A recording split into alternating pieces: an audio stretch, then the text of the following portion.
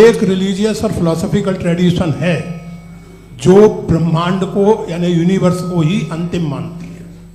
सर्वम खलु इदम ब्रह्मम, this is Chandogya Upanishad and it completely rules out the existence और नेसेसिटी, आपके शब्दों में necessity of a creator. The creation itself is the creator. तो एक मिनट प्लीज। दूसरा जो सवाल आपने अभी, जो आप बार बार कह रहे हैं कि भगवान विद्वान भी है, वाइज, सब जानने वाला, तो अगर विजडम में दुनिया भर के पापों और अत्याचारों को बर्दाश्त करना शामिल है, तो फिर इसका मतलब ये हुआ कि अगर मैं फ्री विल से उसको अपोज करता हूं तो ईश्वर की विजडम और मेरी फ्री विल में कॉन्ट्राडिक्शन है।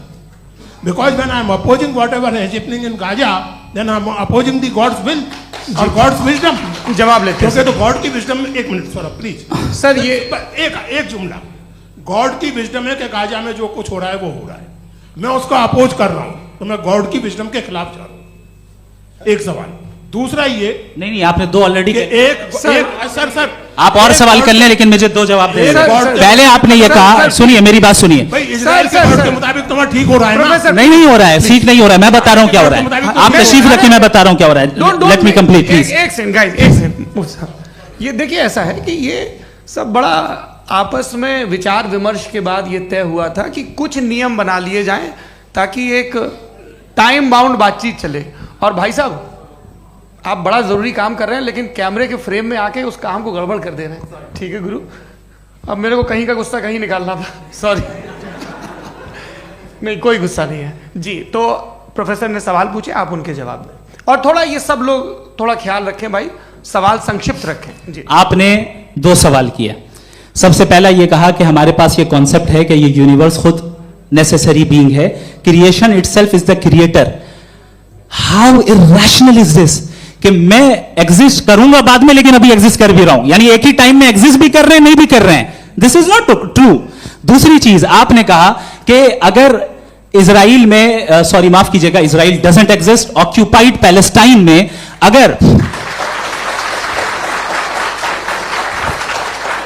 अगर ऑक्यूपाइड पैलेस्टाइन में बच्चों को मारा जा रहा है फ्री विल की वजह से और गॉड नहीं रोक रहा, ये कॉन्ट्रडिक्शन है। ये बताइए कि एक एग्जाम में एक बच्चा गलत आंसर लिख रहा है, सुनिए, एग्जामिनर चाहे तो रोक सकता है, क्यों नहीं रोक रहा है? ये कॉन्ट्रडिक्शन है, ये कॉन्ट्रडिक्शन नहीं है। माइक नहीं सर, ये आपस में जी, ये क्या आपका सवाल? माइक दीजिए। फ्री विल दिया गया है टेस्ट के लिए, अकाउंटेबिलिटी के लिए। अगर फ्री विल नहीं होता तो आप कहते हैं हमें रोबोट बना दिया गया। नॉट मिसरिप्रेजेंट माय पोजीशन, आपकी जो भी पोजीशन, मैं अपनी फ्री विल के नाते, अपने ह्यूमन विजडम के नाते गाजा में हो रही अत्याचार का विरोध करता हूं। बिल्कुल करना चाहिए। आपके हिसाब से मैं गॉड की विजडम का विरोध कर रहा हूं? बिल्कुल नहीं, जो हो रहा है गॉड की, बिल्कुल भी नहीं, बिल्कुल भी नहीं। उसका वहां पर गाजा में कत्ल होना ये इंसानों के गलत इस्तेमाल का नतीजा है, फ्री विल के इस्तेमाल का नतीजा है। गॉड इसका हुक्म नहीं देता, उससे रोकता है। यही तो मसला है ना। आपके लिए कॉन्सेप्ट क्लियर नहीं भाई, आपने तो बताया था इंजेक्शन लगाने से बच्चे को तकलीफ होती है, ये इंजेक्शन लगा। सर आप ऐसे रेटोरिक स्टेटमेंट दे तब तो कोई मसला नहीं समझते रहेंगे। This is a rhetoric statement, this is not a logical argument sir. I am sorry, I am sorry. आखिरी 30 मिनट बड़े मुश्किल होने वाले हैं जी। मुफ्ती साहब आगे बैठे हैं, इनको माइक दीजिए। हाँ तरुण, माइक आप अपने पास रखिए, आपको कैमरे का फ्रेम पता है जी। सबसे पहले दोनों को मुबारकबाद। एक सर अपना आप नाम बता दें। आप अमेरिका में शिकागो में रहते हैं, इतना मुझे याद है। बताया आपको, यासिर नदीम अलवाजदी मेरा नाम है। जावेद सर, आपसे एक क्वेश्चन है इन्फिनिट रिग्रेस के ताल्लुक से। एक हाइपोथेटिकल सिनेरियो है, मसलन अगर आप सर माइक थोड़ा सा प्लीज क्लोज रखिए जी। अगर आप शायर इसलिए हैं कि आपके कोई उस्ताद शायर थे, और वो इसलिए शायर थे कि उनके कोई उस्ताद शायर थे, और इसी तरीके से हम माजी में पीछे चलते चलते चले जाएं और कहीं ना रुके, तो माफ कीजिएगा आप कभी शायर नहीं हो सकते। लेकिन आप शायर हैं, आपका शायर एग्जिस्ट करता है, इसका मतलब ये है कि आप कहीं ना कहीं रुके हैं। तो मेरा सवाल ये है कि क्या आप इन्फिनिट रिग्रेस ऑफ कॉजेस को लॉजिकल फैलेसी मानते हैं या नहीं मानते? हाँ या ना? मैं इन्हें लॉजिकल फैलेसी नहीं मानता हूँ, लेकिन मेरा प्रॉब्लम यह है कि जब मैं नहीं मानता हूँ तो I will continue with this logic जो फैलेसी नहीं हो। आप एक जगह रुक जाते हैं जाके, आप कहते हैं ये गेंद कैसे बनी, ये जजीरा कैसे बना, ये समंदर कैसे बना, ये ज़मीन कैसे बनी, और अचानक गॉड पे जाके आपको ब्रेक लग जाता है एक बार आप सवाल नहीं करते कि भाई इनको बनाने वाला तो इनसे भी कॉम्प्लिकेटेड होगा, वो कैसे बना, उसके बारे में आपने इत्मीनान कर लिया, वो हमेशा से है। तो अगर आप उसे हमेशा से मानते हैं तो फिर ये मान लीजिए कि कायनात हमेशा से है, क्या तकलीफ फिर हम वजूद में नहीं आते जी है? हम मौजूद नहीं। अच्छा सर क्यों नहीं हो मैं सकते? बताऊंगा प्लीज जैसे मैंने मिसाल दी आपके शेर की। आपका शेर कभी वजूद में ना आता अगर शायर इसी तरह चलते रहते हमेशा। जी माइक मेरे ख्याल से एक सेकंड। इन्फिनिट रिग्रेस का कॉन्सेप्ट क्लियर नहीं हो जी। पाया, सर रहने दें, लेट्स मूव ऑन सर। ठीक है, हाँ थोड़ा सा मॉडरेटर का भी ख्याल रखें। नहीं नहीं आपने तो रखा है, आपने रखा है। यहाँ पे गौहर रजा साहब हैं, वो भी एक सवाल पूछना चाहते हैं। माइक यार नीचे से ऑन कर दिए नीचे। पहले तो ये कह दूं कि मैं उन बच्चों से शर्मिंदा हूं जिनको गजा में कत्ल किया गया, क्योंकि हमारे होते हुए कत्ल किया गया। लेकिन उससे ज़्यादा शर्मिंदगी इस बात से हुई कि मुझे लगा कि मुफ्ती साहब उसको जस्टिफाई कर रहे हैं। बिल्कुल भी नहीं, आप बहुत ही गलत मुझे बात लगा कर- मैं गलत हो सकता हूं। बिल्कुल गलत मैं है। सवाल पूछ रहा हूं। सवाल मैं देखिए, सवाल अगर पूछ रहा हूं। एक मैं जावेद भाई गौर से साहब, एक डिसएग्री गौर करता साहब, हूं। एक सेकंड देखिए, अगर देखिए ऐसा एक सेकंड आप सर वेट अरे आप कुछ मेरे पहले मुझे अपनी बात कह लेने दीजिए। अगर ऑडियंस तय करेगी तो फिर मॉडरेटर का मतलब नहीं। मेरा आप सबसे ये कहना है, ये बहस दो लोगों के बीच में है, एक तरफ मुफ्ती साहब, एक तरफ जावेद साहब। पिछले 1.5 घंटे से ये लोग अपने अपने तर्क रख रहे हैं। आपकी इनसे इत्तेफाकी हो सकती है, ना इत्तेफाकी हो सकती है। मेरे उस्ताद मुझे सिखा गए हैं कि मुखामुखम में असहमति की गुंजाइश बची रहनी चाहिए। अगर मैं आपकी बहुत इज्जत करता हूं गौहर साहब, आपने जो कमाल की किताबें लिखी साइंटिफिक टेम्परामेंट, लेकिन मेरी ये गुजारिश है आप सबसे कि यदि आप इन लोगों ने जो बोला उन पर टिप्पणियां करेंगे तो ना वक्त की पाबंदी रहेगी ना वो अनुशासन। आप सवाल पूछ लें, उस सवाल में जो बात आ जाए वो आ जाए। मैं जावेद साहब से डिसएग्री करता हूं, इसलिए जावेद साहब से सवाल पूछ रहा हूं। आपका सवाल जावेद अख्तर साहब से। और सवाल ये है मेरा कि जावेद साहब ने कई बार लॉजिक का इस्तेमाल किया कि साइंस में लॉजिक है और रिलीजन में लॉजिक नहीं है। मेरा ख्याल ये है कि रिलीजन में भी लॉजिक है, लेकिन उस लॉजिक की बेसिस ये है कि आप रुक जाते हैं, जिसका जिक्र जावेद साहब ने बार बार किया, यानी खुदा के तसव्वुर पे आते हुए, गॉड के तसव्वुर पे आते हुए रुक जाते हैं। और इसमें सवाल पूछना मतलब फॉरबिडन होता है। सवाल यह है कि क्या जावेद साहब इससे एग्री करते हैं कि साइंस की लॉजिक अलग है और रिलीजन की लॉजिक अलग है? बताइए सर। देखिए 3 चीज़ें हैं, साइंस है, एक है मंतिक है, इस्तिदलाल है, और एक जो है कुछ भी नहीं है, फेथ है, अकीदा है। मैं अकीदे की लॉजिक का कायल नहीं हूँ। मुझे आप इस्तिदलाल से, लॉजिक से, रीज़न से समझाइए, मैं मानने को तैयार हूँ, मेरा क्या नुकसान होगा। लेकिन ये कि अकीदे पे मैं नहीं जा सकता हूँ। अकीदे का मतलब है कि तुम ये मान लो, सवाल ना करो, ये नहीं। आप सारी बातें करके, बड़ी साइंटिफिक बातें करके एक जगह जाके खुदा के वजूद पे रुक जाते हैं, सरेंडर कर देते हैं। मैं सरेंडर करने को तैयार नहीं। दैट्स ऑल जी। ये आगे सर बैठे हुए हैं, इनको माइक दीजिए। भाई। वो आप पूछना चाह रहे थे ना भाई? हाँ नहीं मैं ये थैंक यू जी। आपका नाम? आसिम इफ्तिखार। आसिफ जी, पूछिए। सर जावेद सर से सवाल है कि आपने अपने क्लोजिंग माइक थोड़ा करीब रखिए। अपने क्लोजिंग स्टेटमेंट में ये बात कही थी कि मज़हब का जो फ्यूचर है वो ज़्यादा दिन नहीं जाने वाला है। लेकिन मैं देख पा रहा हूँ कि जो ऑक्सफोर्ड यूनिवर्सिटी की एक स्टडी है 2011 में हुई है, जिसके 50 एकेडमिशियंस ने इसको अंजाम दिया था, उसमें वो ये कहते हैं कि जो फेथ इन गॉड है वो इनबिल्ट है ह्यूमन नेचर के अंदर, जिसको हम कहते हैं फितरत के अंदर शामिल है वो। और वो ये कहते हैं कि अगर कोई ये समझता है कि मज़हब को वो ख़त्म कर देगा तो ये उसकी गलत फहमी है। तो आप इसके बारे में, इस स्टडीज़ के बारे में क्या कहते हैं? ठीक है। मैं उनसे एग्री नहीं करता हूँ। वो कौन से प्रोफेसर होंगे, ऐसा उनके क्या पास डेटा है, इन्होंने डेटा के बेस होगा। डेटा क्या हो सकता है? फ्यूचर का डेटा तो नहीं हो सकता ना उनके पास, प्रेजेंट का डेटा हो सकता है। डेटा आपने सुना 100 साल पहले का बाद का डेटा? मैंने तो नहीं सुना आज तक। तो आज उनकी ये राय है और होगी राय, ठीक है। दुनिया में तरह तरह की राय है लोग, लेकिन मैं समझता हूँ कि वक्त के साथ इंसान ज़्यादा से ज़्यादा रीजनेबल और लॉजिकल होता जा रहा है। आज आप देखिए वेस्टर्न यूरोप में क्या परसेंटेज है नॉन बिलीवर्स की? बहुत हाई। वहाँ चर्च खाली पड़े होते हैं। तो अल्टीमेटली तो इंसान कोई ऐसी बात बहुत अरसे तक नहीं मान सकेगा, चाहे गलत या सही, जो उससे उसके दिमाग को, उसके जहन को, उसके लॉजिक को अपील न करे। वो कह रहे हैं तो ऑक्सफोर्ड के होंगे तो कैम्ब्रिज के होंगे, तो मुझे क्या लेना देना। उनका डेटा मुस्तकबिल का नहीं हो सकता है। जी दीपक, हाँ पूछिए। मैं आऊँगा, अभी पीछे की साइड भी आऊँगा, माइक वहीं भेजूंगा 2-3 साल के लिए। जी जावेद साहब, आपसे सवाल है। नमस्ते। अरे भाई सर, अगर आप ही लोग को तय करना है तो फिर 200 लोग तय कर लें। ये एक साथ नहीं sir, please don't do this sir. Everybody has a right sir, but we can only take selected questions.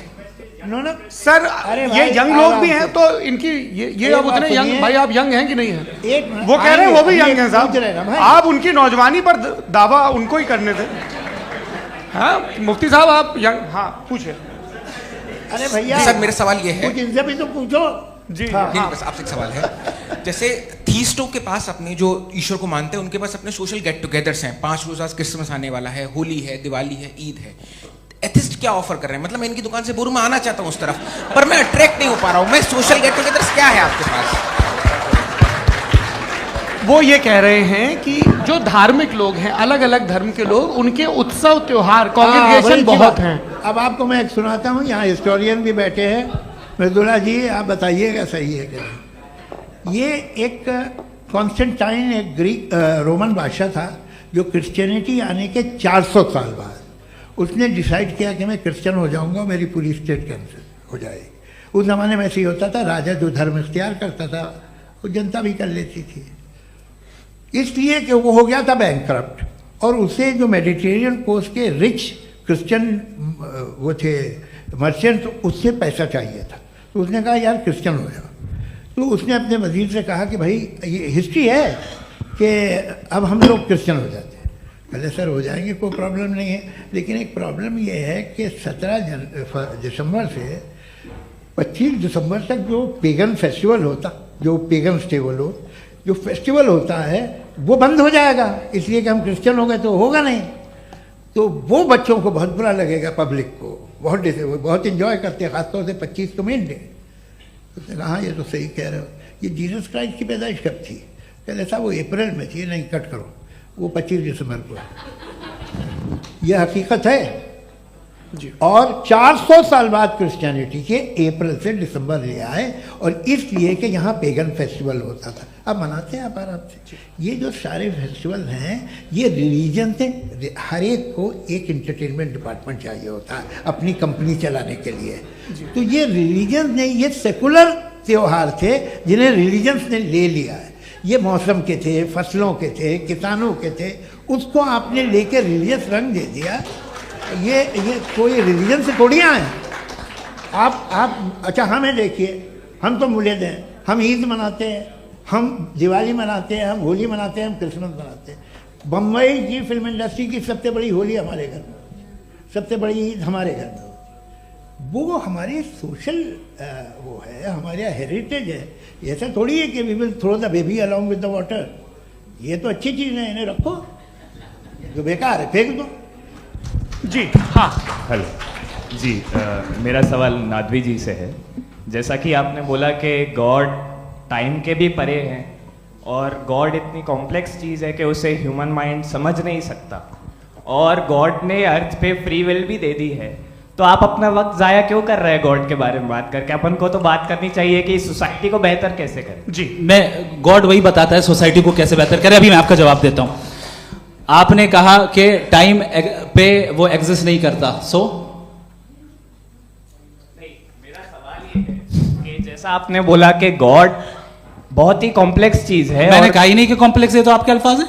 Complex का लफ्ज गॉड के लिए सुइटेबल नहीं है। क्यों? क्योंकि कॉम्प्लेक्स वो चीजें होती हैं जो ऑब्जेक्ट हो। God is not an object जिसको आप इंस्ट्रूमेंट के जरिए लेबोरेटरी में जाके टेस्ट करें, oh it's very complex. No, वो कोई कार का इंजन नहीं है। वो फिलोसॉफिकली नेसेसरी बीइंग ऐसी बीइंग है जो सिंपल बीइंग है। हाँ, आप उसको मुकम्मल तौर पे उसकी तमाम हिकमतों को जान ले और हर चीज को जान ले, ये पॉसिबल नहीं है, क्योंकि वो ऑल वाइज है, आप ऑल वाइज नहीं है, और वो खुदा है, वो आपको सारी चीजें बता दे, ये जरूरी नहीं। मेरा सवाल ये नहीं था। मेरा सवाल ये था कि जब गॉड इतना परे है इस दुनिया से कि उसने अर्थ पे फ्री विल भी दी है, हम सब ह्यूमंस की फ्री विल है, और जो सोसाइटी में हो रहा है वो अपन लोग डिसाइड करेंगे। तो अपन लोग डिसाइड नहीं करेंगे ना, अपन लोग डिसाइड नहीं करेंगे। गॉड जो है, गॉड ने वो उसकी जात, उसकी एग्जिस्टेंस टाइम एंड स्पेस से परे है, लेकिन वो हमारा टेस्ट ले रहा है और उसी गॉड ने हमें बताया कि तुम्हें क्या करना है क्या नहीं करना है, तो जाहिर है उस गॉड की बात सुनेंगे ना हम। जी, वो पीछे एक चश्मा लगाए जो मैम खड़ी हैं उनको दीजिए। हाँ आप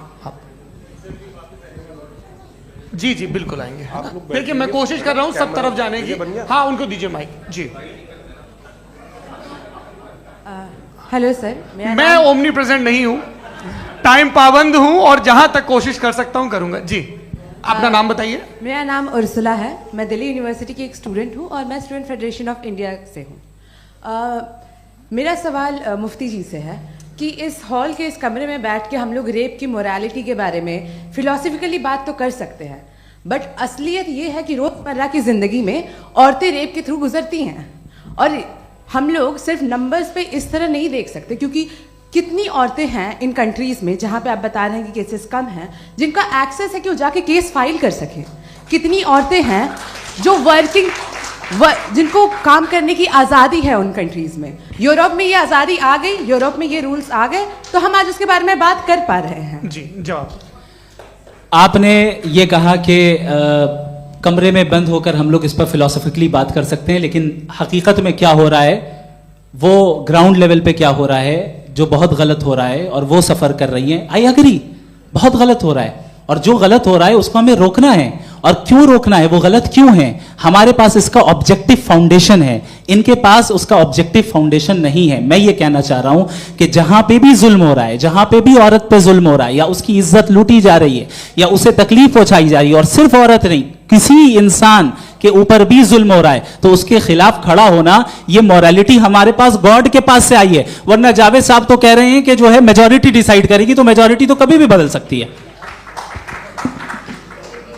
क्या आप हाँ। ये थोड़ी सी आपको गलतफहमी है। मैं अगर मेरे जुमले से ये मदनत निकला या मैंने कहा तो ये जुमला मैं वापस लेता हूँ। ये मेरा मतलब ही नहीं था कि मेजॉरिटी डिसाइड करेगी। मेजॉरिटी डिसाइड करे तो दुनिया में बड़ी, वैसे आपने कहा था ये जुमला। अच्छा हो सकता है, मैं मान रहा हूँ, बाद में रिकैप कर लेंगे। अरे एक सेकंड मैं अपनी एक्सप्लेनेशन दे रहा हूँ।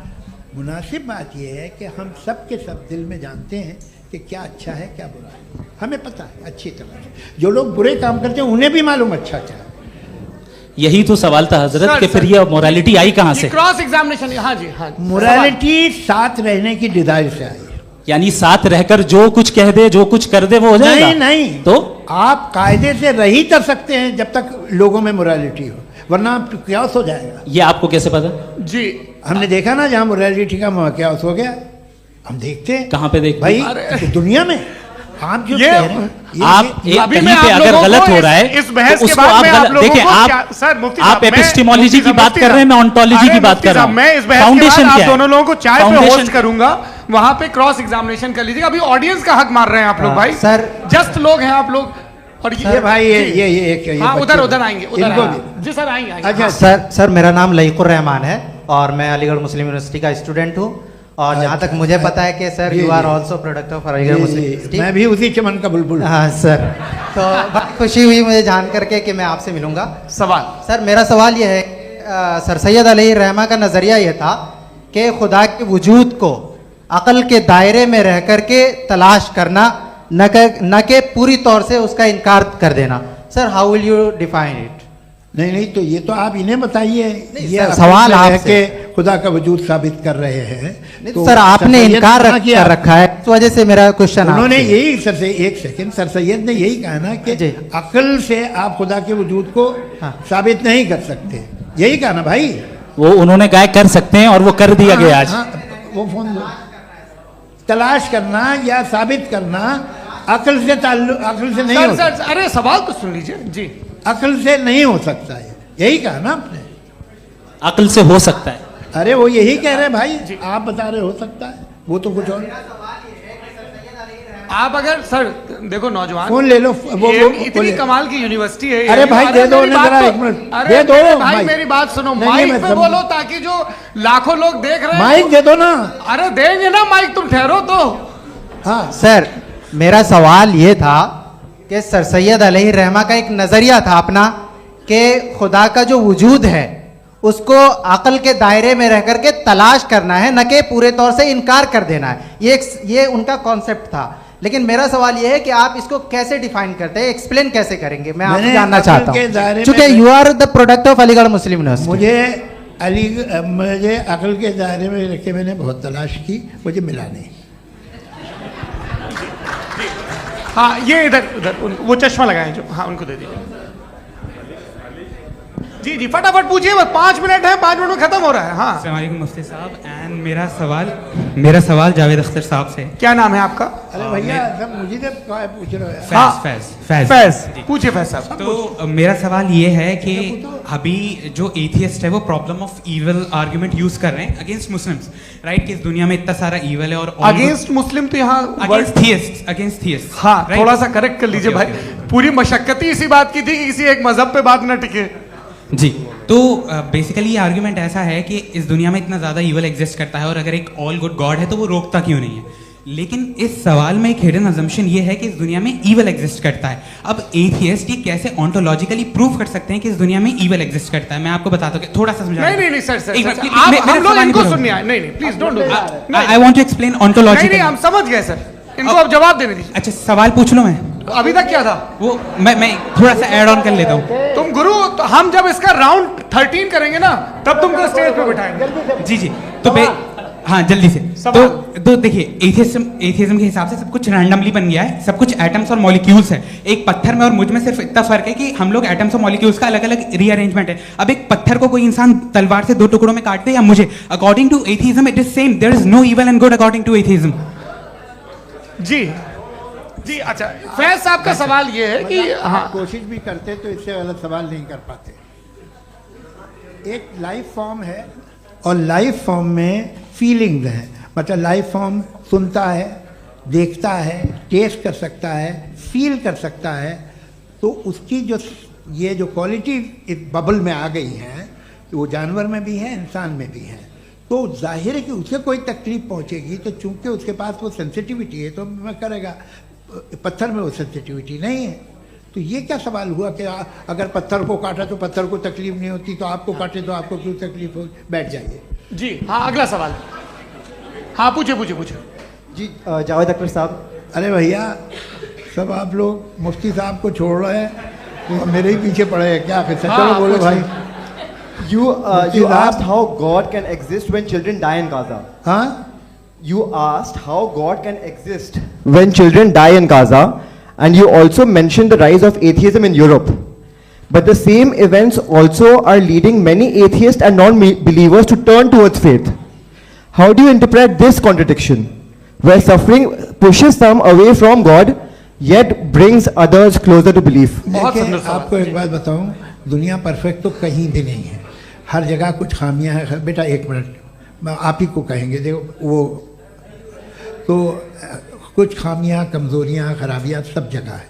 लेकिन अगर देखोगे ईमानदारी से कि दुनिया सबसे ज़्यादा महज़ब कहाँ है, एक आम शहरी को कहाँ हुकूक हासिल हैं, वो बोल सकता है, अपनी मर्ज़ी से काम कर सकता है, अपनी मर्ज़ी से राय दे सकता है, हुकूमत के ख़िलाफ़ बोल सकता है, बरसर इक़्तिदार लोगों के बारे में बोल सकता है, सरमायादारों के ख़िलाफ़ बोल सकता है। तो आपको ये स्कैंडिनेवियन कंट्रीज़ में मिलेगा, वेस्टर्न यूरोप में मिलेगा। मैं नहीं कह रहा वो परफेक्ट है, बिल्कुल नहीं, वहाँ बहुत ख़राबियाँ भी हैं, परफेक्ट तो कोई।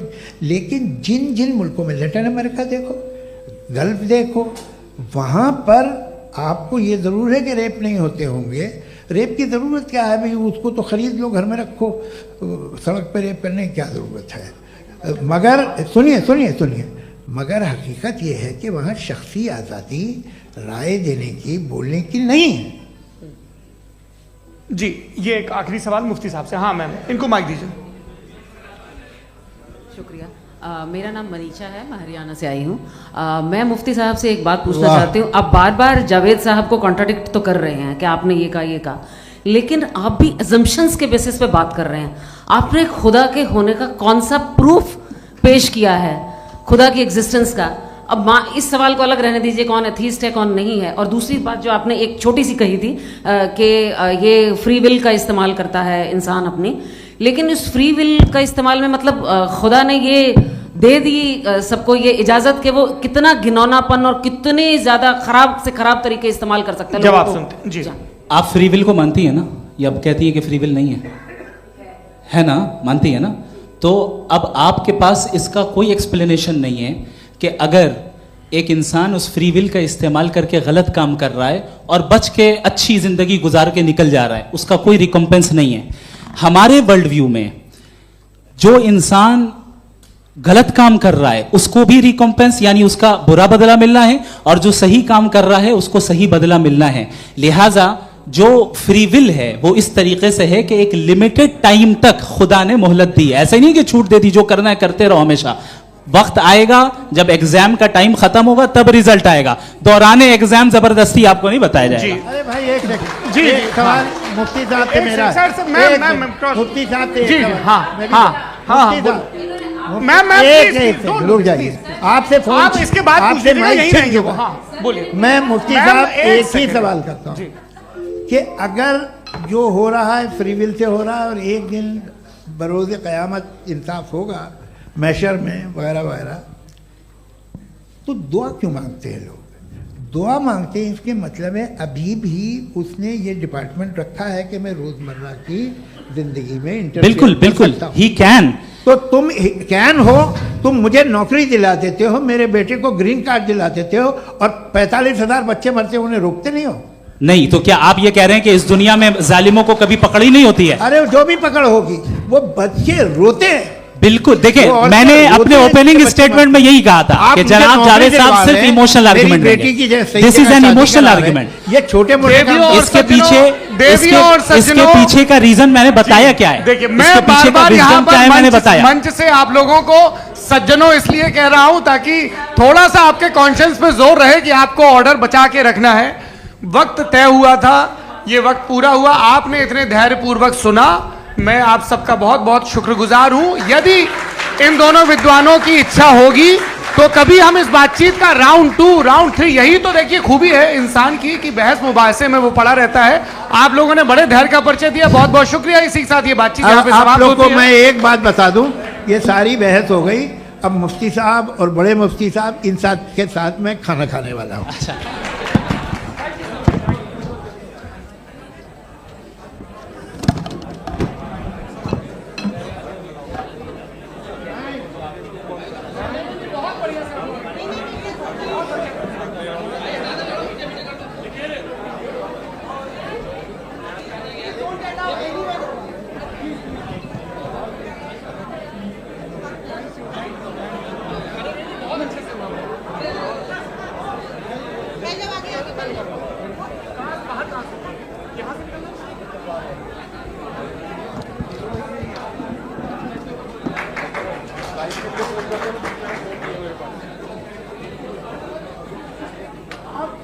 Thank you.